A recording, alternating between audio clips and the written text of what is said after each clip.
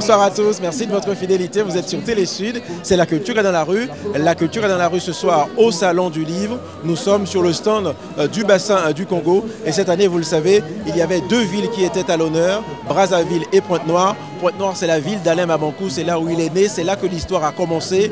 Nous l'avons suivi au Collège de France où il a fait sa leçon inaugurale pour son entrée au Collège de France. Et là, on est avec lui également pendant qu'il dédicace des livres à ses lecteurs. Alain Mabankou est avec nous, on va le suivre. Merci également à Valério Truffa, à Viana Truffa et à Caroline Méchadier qui nous ont suivis également pour ce reportage. Regardez, c'est parti.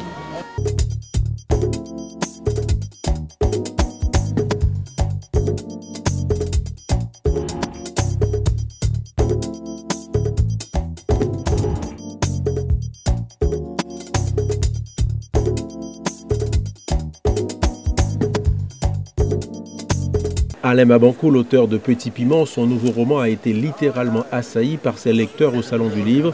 Il fallait faire preuve de beaucoup de patience pour obtenir une dédicace sur le stand des écrivains du bassin du Congo. Un succès mérité tant le natif de Pointe-Noire a construit patiemment son univers, livre après livre. Ce succès, il le savoure et le prend comme une belle reconnaissance de son travail d'écrivain. C'est toujours une effervescence quand vous êtes là. Les gens vous accompagnent, on veut vous voir, on veut vous toucher. C'est important ça pour un auteur aussi? Non, mais je ne pense pas que ça fait toujours plaisir que ça vienne de la part de la littérature. Les musiciens n'ont pas le monopole quand même d'avoir des gens qui aiment l'art dans ce sens. Donc moi je pense que la littérature aussi c'est quelque chose qui devait relever du côté populaire. Ça fait plaisir de voir qu'un tel engouement est animé par le livre.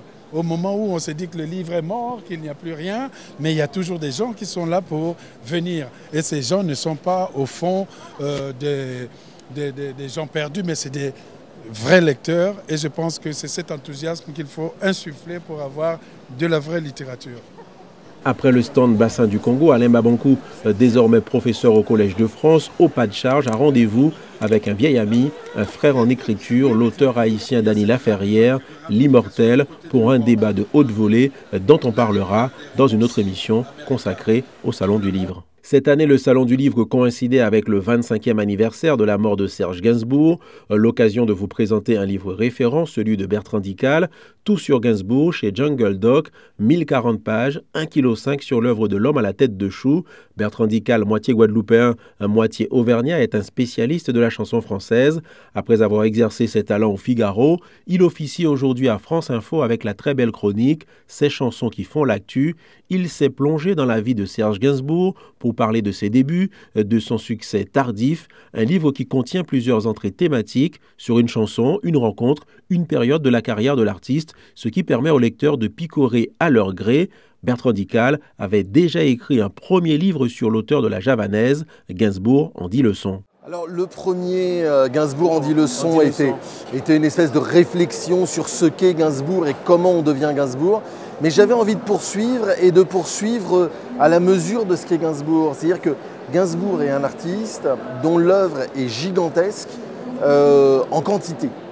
C'est-à-dire qu'on a l'impression, et il a souvent essayé de donner l'impression, d'un artiste qui faisait les choses facilement en bâclant un peu. Oui, d'accord, mais pendant 30 ans, il a bossé comme un dingue. Il a bossé comme un fou, notamment parce que pendant les 20 premières années de sa carrière, ça n'a pas très bien marché. Ça a même assez mal marché du point de vue commercial, et que pendant les 12 dernières années de sa vie, il était tellement sollicité qu'il n'osait refuser aucune sollicitation et aucune proposition. Donc Gainsbourg a fait ses chansons, les chansons de ses albums, les chansons des albums qui comptaient pour lui, pour Gréco, pour ses compagnes successives, pour Jane Birkin ou pour Bambou, pour des commandes qui l'intéressaient et puis des commandes qui ne l'intéressaient pas. Des commandes auxquelles il répondait juste pour gagner sa vie, des musiques de films, un roman, des films comme réalisateur, des publicités. Il y avait un côté alimentaire dans ce qu'il faisait. Il y avait un côté alimentaire, mais dans lequel il était toujours. Et c'est ça qui est passionnant, c'est-à-dire qu'on se rend compte que c'est une œuvre qui est gigantesque en quantité, en poids, et que dans cette œuvre, Gainsbourg est partout. Il se raconte, et en même temps, il y a cet indispensable récit qui est le récit de l'insuccès de Gainsbourg. Parce que c'est vraiment ça la question. C'est-à-dire que quand on prend un artiste comme Jacques Brel, qu'on prend la chanson Ne me quitte pas, on dit Ne me quitte pas est un succès. C'est facile à expliquer. Quand on prend Édith Piaf et qu'on dit l'hymne à l'amour est un succès, c'est pas compliqué. En revanche, avec Gainsbourg, ce qui est difficile à expliquer, c'est que La Javanaise n'est pas un succès, elle a dans la TIT. Voilà, c'est que pendant 20 ans, le Poissonneur des Lilas, ça ne marche pas, et que pendant 20 ans, ça ne marche pas. Je suis le Poissonneur des Lilas, le gars qu'on croise et qu'on ne regarde pas. Donc j'ai fait un livre dans une forme qui me convenait à moi, qui me convenait comme lecteur, qui était d'essayer d'avoir d'une part un récit principal et puis des coups d'éclairage sur des personnages, sur des événements, sur des inédits, sur des particularités de Gainsbourg, sans imposer au lecteur 1000 pages d'un seul tenant, d'un seul récit, de la page 1 à la page 1001. Le but du jeu était aussi que dans un livre comme celui-là, on picore, on saute les pages sur ce qui nous intéresse, sur ce qu'on connaît trop bien ou sur ce qui ne nous intéresse pas, qu'on puisse au fur et à mesure découvrir des éléments documentaires sur Gainsbourg en même temps qu'on découvre l'œuvre, si on ne la connaît pas tout en entier. Et voilà, et j'avais envie de ce livre un peu éclaté, de forme un peu ouverte, et qui paradoxalement ressemble beaucoup à Gainsbourg lui-même. Tout sur Gainsbourg, livre incontournable de Bertrand Dical. Vous apprendrez notamment pourquoi Lucien Ginsburg est devenu Serge Gainsbourg. Vous saurez tout sur l'arrangement de Couleur Café. Bertrand Dical a d'autres projets en chantier. Il prépare un dictionnaire amoureux de la chanson française et un traité des musiques créoles l'année prochaine. Sur le stand de l'Outre-mer, voici la chef Babette. Quand elle ne cuisine pas à la télé pour les invités d'un célèbre talk show, elle écrit des livres sur la cuisine en général et la cuisine caribéenne en particulier. Elle pense aussi à transmettre et former les palais des plus jeunes avec cette collection publiée aux éditions Orphy, Les Petits Marmitons. Les Petits Marmitons, ça c'est une aventure. Je me souviens que je suis allée donner une leçon de goût à des petits-enfants. Et moi, je pensais à épater les enfants avec les fruits qu'ils ne connaissaient pas, les légumes qu'ils ne connaissaient pas. Moi, j'arrive avec mon petit panier bien garni et tout. J'ai été radicalement collée. Les enfants connaissaient tous les fruits et en plus, à Maule dans les Yvelines, c'est pas à Paris, à Maule dans les Yvelines, les enfants connaissaient tous les produits. Alors du coup, je me suis dit, parfait. Je vais écrire un petit livre pour les enfants parce que je pense qu'il y a matière à mettre les enfants en cuisine. Par exemple, alors ça c'est très bien, ça c'est un bon goûter, ça, pain perdu, oui. confiture, Pain perdu, en plus, ça fait des économies à la maman. Il te reste du pain, au lieu de jeter le pain, tu fais pain perdu. Et c'est un excellent dessert. Mais oui, et je fais poulet au coca, les enfants adorent le coca. Mais ce qu'ils ne savent pas, c'est que dans le coca, il y a poulet, il y a légumes, il y a tout. Ben oui, regarde la Babette là. Et puis là, le petit noir. Hein? C'est pas bien ça? C'est la diversité. Et puis la Babette, elle fait avec ses cuisses de poulet là. Les enfants éclatent de rire quand ils voient les photos. Les éditions du Jaguar cette année au Salon du Livre étaient juste à côté du stand du bassin du Congo, normal pour un éditeur qui depuis des années raconte le continent africain en publiant des ouvrages de fond avec ses guides, ses atlas et ses beaux livres. Cet éditeur nous aide à comprendre les valeurs culturelles des pays africains, leur histoire, leur patrimoine et leur richesse, avec à la barre Nicole Houstin, directrice adjointe. Depuis combien de temps existent les éditions Jaguar ? Alors les éditions du Jaguar existent depuis 1967. C'est la maison d'édition du groupe Jeune Afrique. Le groupe Jeune Afrique a été créé en 1960 et 7 ans après, en complément du pôle de presse, ça a été le pôle éditorial avec les livres. Alors il y a tout ce que je viens de dire, les guides au départ, voilà, pour faire découvrir le continent africain d'une manière différente. Et puis aussi, vous vous intéressez également à transmettre la connaissance à la jeunesse, avec des livres qui parlent de ces pays, mais en direction des enfants. Qu'est-ce qui vous a donné envie de faire ça ? Alors écoutez, ce qui nous a donné envie de faire ça, c'était plutôt un constat. On a constaté que les enfants connaissaient peu ou pas leur propre histoire. Donc on a commencé par se poser des questions sur l'histoire des pays d'Afrique. C'est une histoire extrêmement riche qui n'a jamais été étudiée pour les enfants. Donc on a commencé par faire un petit livre sur le Tchad et puis ensuite Côte d'Ivoire, Gabon. Et cette année, nous venons de faire paraître le petit livre d'histoire du Congo raconter aux enfants. Donc on parle des enfants, Nicole. Oui. L'histoire du Congo racontée à nos enfants, et vous disiez qu'à chaque fois, c'est un auteur du pays Voilà. que vous choisissez pour faire le livre. Tout à fait, c'est une équipe d'auteurs, je tiens à le signaler, avec un coordinateur.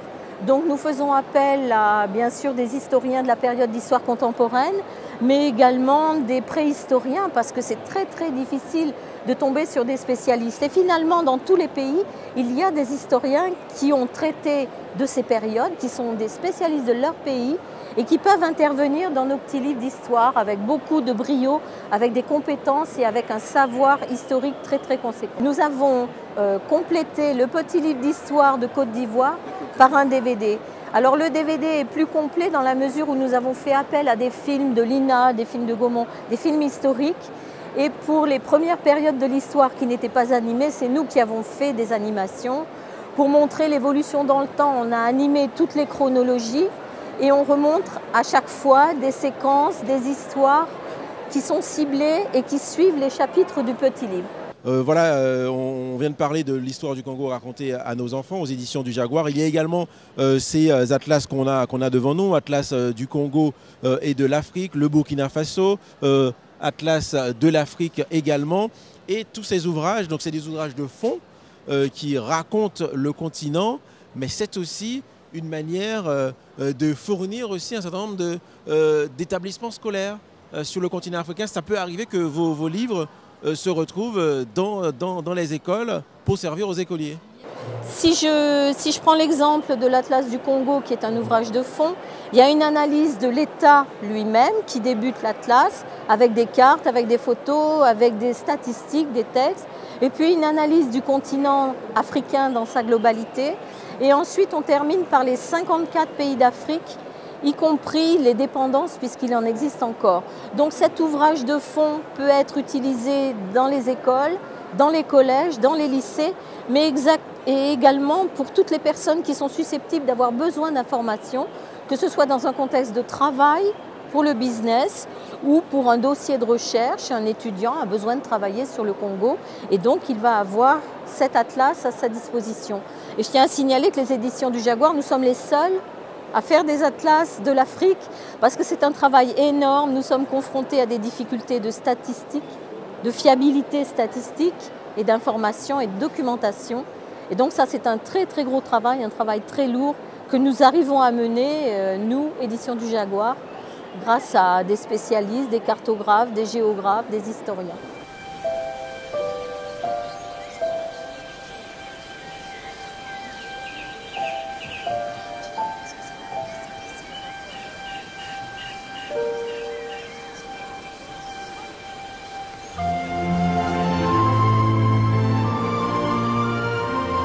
On est au Salon du Livre sur le stand des Outre-mer. Il y a des auteurs, des lecteurs. On a vu de très belles choses ici. Des personnalités sont passées sur ce stand, notamment la ministre de l'Outre-mer, également la ministre de la Culture. Et on va rencontrer deux auteurs pour un livre. C'est une somme, je crois un livre qui doit peser au moins 2 à 3 kilos. Ça s'appelle 3 kg 2, nous dit Bruno Marie, l'un des auteurs. Escale au bout du monde, qui parle donc des territoires, des TAF. Ils vont nous dire ce que c'est. On va d'abord poser la question à Stéphanie Légeron. Bonjour. Bonjour, oui, donc les TAF sont les terres australes et antarctiques françaises. Une partie de l'outre-mer que les gens connaissent peu, puisque ce sont des terres inhabitées, en tout cas qui n'ont pas de population sédentaire, et qui sont dans l'hémisphère sud. Qu'est-ce qui vous a donné envie de travailler sur ces territoires ? C'est une partie de l'outre-mer, si ce n'est la partie de l'outre-mer la plus sauvage de France. C'est ce qui nous a attirés d'un point de vue photographique, parce que les paysages sont très préservés. Il y a énormément d'espèces animales, végétales, à l'état quasi vierge, qui vivent dans un environnement qui n'a pas été altéré ou très peu par l'homme. Et c'est ce qui en fait la richesse. Alors vous avez fait ce livre avec Bruno Marie, je vais me rapprocher de lui, vous êtes deux sur ce livre. Qui a fait quoi, vous Bruno Marie? Comment vous êtes intervenu sur le livre vous? En fait on a réalisé le livre tous les deux, aussi bien sur le plan des photographies que des textes. Par contre c'est un vrai produit maison, c'est-à-dire qu'on a fait l'ensemble du livre. Ça veut dire les photographies avec des reportages sur le terrain, les textes pendant près d'1 an et la maquette. On a proposé à quelques éditeurs et puis pour le coup on l'a fait tout seul. Donc le choix du papier, la gestion de l'impression et aujourd'hui la distribution. C'est donc le premier livre de votre maison d'édition. De la maison d'édition de Stéphanie Légeron. D'accord. Et qu'est-ce que vous avez voulu raconter dans ce livre? C'est montrer l'importance de ces territoires en termes stratégiques, géostratégiques, mais également en termes écologiques et comment c'est géré, parce que c'est des territoires un peu spécifiques quand même. Qui c'est qui répond? C'est vous? Oui, effectivement, on a voulu montrer les TAF sous leurs différentes facettes. On a commencé chacun des chapitres par l'histoire. Par exemple, l'histoire de l'archipel de Crozet, l'histoire de l'archipel de Kerguelen, l'histoire de la Terre Adélie en Antarctique, de manière à pouvoir mieux comprendre comment ces terres ont été découvertes et ensuite présenter leur géographie, présenter nos impressions de voyage à travers un récit qui est le fil conducteur du livre et présenter, comme vous le dites, le patrimoine écologique de ces territoires à travers notamment de nombreuses photos. Le livre est rythmé par toute une série de portraits et témoignages qui sont à peu près une soixantaine au total, parce qu'on n'a pas voulu faire un livre seulement faune-flore, biodiversité, mais un livre qui mette en avant les activités humaines dans les bases et ce dans l'ensemble des TAF, des îles tropicales où les détachements militaires sont renouvelés tous les 45 jours, jusqu'en Terre Adélie, sur la base du Mont d'Urville. On veut vraiment montrer comment vivent les Français qui sont là-bas, Français et étrangers, aussi pour les scientifiques par exemple, de manière à retranscrire un peu de leur expérience dans ces territoires. Chaque année, les lettres africaines rayonnent au Salon du Livre grâce au stand des livres et auteurs du bassin du Congo. Cette année, l'affluence y était encore plus importante puisque Pointe-Noire et Brazzaville étaient les deux villes invitées du Salon du Livre. Quand votre pays est à l'honneur, vous êtes content. Donc oui, moi j'étais très fier parce que ça fait 7 ans que nous écumons les allées, du Salon du Livre avec ce stand qui a pris de l'ampleur au fil du temps. Ça fait 36 ans que ce salon existe et que ce soit la première fois qu'une ville africaine soit mise à l'honneur et qui plus est 2 villes du Congo, Brazzaville, je ne pouvais qu'être enchanté. Donc voilà mon sentiment, c'est de la joie. Alors l'esprit de ce stand, on l'a vu, c'est mettre en avant les auteurs du bassin du Congo. C'est vrai qu'il a pris de l'ampleur et ce stand fait connaître, fait découvrir, donne beaucoup plus de résonance aux auteurs. C'était ça aussi au départ le but? C'était ça le but en fait. En réalité, ce stand est né un peu par hasard. Pourquoi? Parce que normalement en tant que librairie, puisque nous avons une librairie qui s'appelle Librairie Galerie Congo, nous n'étions pas, si vous voulez, très habilités à être élus ici en fait. Parce que le salon était réservé aux éditeurs, à des professionnels du livre, mais hors libraires. Et nous, en tant que libraires, qu'est-ce qu'on s'est dit? On va fédérer les éditeurs africains pour leur permettre justement, grâce à leur réseau d'auteurs, d'être présents et de pouvoir aider les auteurs africains à être présents sur le Salon du Livre pour leur faire plus de visibilité. Et c'est ce qui s'est fait et pendant 7 ans, nous avons maintenu la même ligne. Le stand du bassin du Congo, c'est un passage obligé pour les auteurs qui comptent, de Mabankou à Gabriel Okundi, en passant par Emmanuel Dongala et Julien Mabiala, comédien, auteur et metteur en scène. Au Salon du Livre, le dramaturge congolais présentait la publication de sa pièce Au nom du Père et du Fils et de J.M. Weston, pour laquelle il avait eu la bourse du Festival des Francophonies en 2011, une pièce qui revient sur le traumatisme de la guerre civile au Congo-Brazzaville et qu'il avait mise en scène au Tarmac en novembre dernier. Une expérience intéressante à vivre pour Julien de voir son texte passer du plateau au papier. Est-ce que l'exercice est différent ou bien qu'est-ce que ça change? C'est 2 choses différentes quand même. C'est-à-dire quand tu écris tout seul dans ta chambre, il y a toi et puis il y a les personnages. Mais une fois que tu le sors, que tu l'emmènes sur un plateau, sur une scène, il y a une deuxième réécriture quand même. Parce que le plateau te prouve qu'il y a des mouvements, des tournures qui ne sont pas naturels. Et ce n'est pas possible qu'on parle comme ça dans la vie. Alors que dans le livre, c'était possible. Et donc oui, il y a une réécriture quand ça arrive sur le plateau quand même. Et pour vous, l'intérêt de l'avoir, comment dire, dans un livre, comme qui a une trace, c'est un partage encore plus grand avec votre public, avec les lecteurs, avec ceux que vous suivent? Oui, parce que moi ce que je fais, c'est le théâtre contemporain, donc un théâtre vivant qui se passe là, à ce moment, à cet instant, et c'est fini. C'est dommage. C'est comme ça que nos sociétés ont beaucoup vécu avec la littérature orale. Une fois que ça t'est dit là, ceux qui étaient là l'ont retenu et puis c'est fini. Et moi je pense qu'avoir un livre, un support qui peut laisser des traces, c'est juste pour témoigner que voilà, il y a eu des gens qui ont écrit et voilà ce qu'ils ont écrit. Mais ça ne change rien, moi, être édité ou pas, ça n'apporte pas grand chose. Mais c'est pour la postérité, c'est pour le futur. Oui, parce que le sujet dont vous parlez, c'est cette guerre civile qui a touché le Congo. C'est vrai que voir la pièce de théâtre, c'est fort, mais après, pouvoir poursuivre cette discussion, cet échange, pouvoir partager cette humanité, cette universalité, ça donne une autre dimension aussi au texte. Oui, mais de toute façon, ce n'est pas tout le monde qui va avoir la chance de suivre le spectacle aussi. Mais je pense que lire la pièce, s'écrit vraiment comme un récit, même s'il y a des dialogues. Ce qui fait que, oui, tu fais appel aussi à ton imagination, à tes propres décors que tu inventes. En fait, tu inventes un nouveau théâtre dans ta tête par rapport à ce que tu lis. Et donc, oui, c'est très important de laisser des traces ou pour que qu'il y ait une suite, que ça ne s'arrête pas là, que ça continue dans la tête des lecteurs. Et peut-être eux, ils peuvent le faire lire à d'autres personnes. Et c'est comme ça qu'on apprend différemment. C'est vrai, le théâtre, c'est mieux de le suivre dans une salle que de lire un texte de théâtre. Mais on peut se faire une idée, une architecture de cette pièce à travers la lecture. Merci à vous.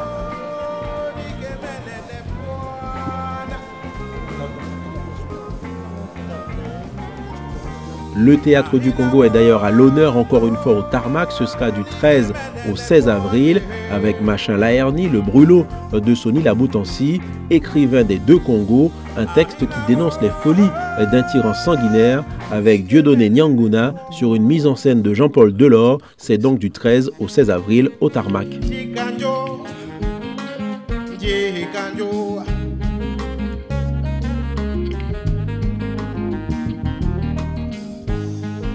Au salon, c'est qu'on fait des découvertes, on découvre des éditeurs, on découvre des auteurs. Moi, j'y découvre les éditions Doxa, on est sur leur stand ici. Et on retrouve aussi une auteure, c'est Afilelo qui présente ce livre qui s'intitule La marmite du Congo. Donc, j'imagine si on parle de marmite, c'est que ça parle de cuisine. Exactement. Bonjour Guy. Bonjour Afi. Qu'est-ce qui vous a donné envie de vous lancer dans la publication d'un livre de recettes sur la cuisine du Congo? Les deux Congos, mais seulement le Congo-Brazzaville? Alors, donc, le Congo-Brazzaville, dont je suis originaire déjà pour commencer.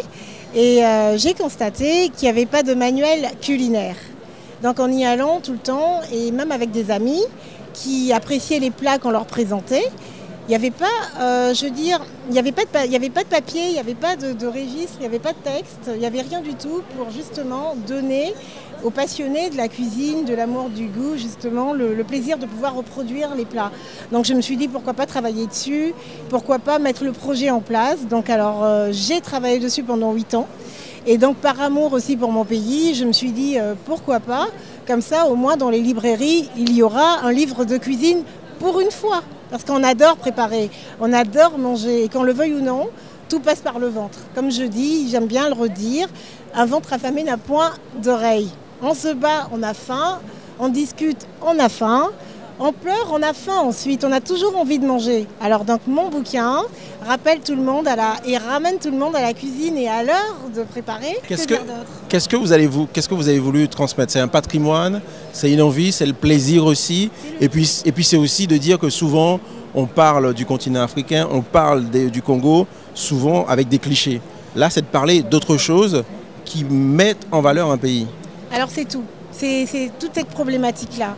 C'est déjà faire connaître le Congo-Brazzaville, qu'on a tendance à comparer avec le Congo tout simplement dans RDC. Et ensuite, c'est parler de ce pays sur toute sa couture, enfin, sur tout son plan. Donc ça serait en partant de la géographie, de l'histoire, un petit peu. Donc c'est la particularité de ce bouquin-là, c'est faire de l'histoire sans en faire. Donc je parle de la géographie, je situe le pays et je parle des recettes et je parle de la culture et je parle également des régions, donc la géographie que beaucoup ne connaissent peut-être plus. Donc alors c'est ramener les gens justement à l'école du Congo, savoir ce que c'est, où est ce pays, qu'est-ce qu'il est, parce qu'on a oublié et on ne sait plus, parce qu'on se perd des fois, on se perd partout dans le monde et donc on oublie. Voilà, et on n'a plus de lien, on coupe les liens, mais le bouquin, il est là, il rappelle.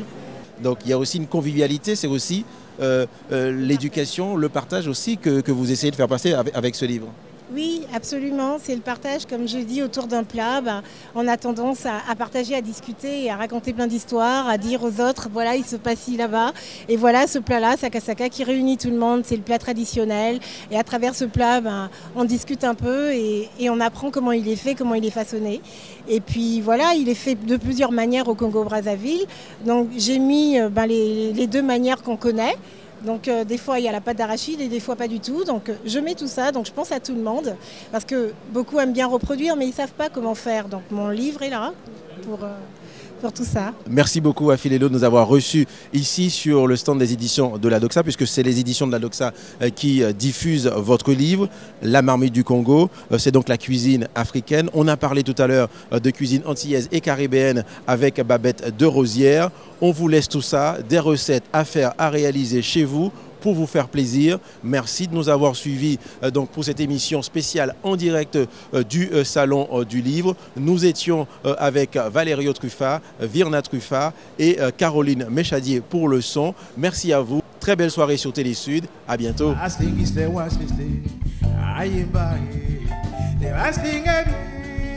Mawasta unyamseni dolasu monde balule no bigwadina basingise wasise ayimba ololo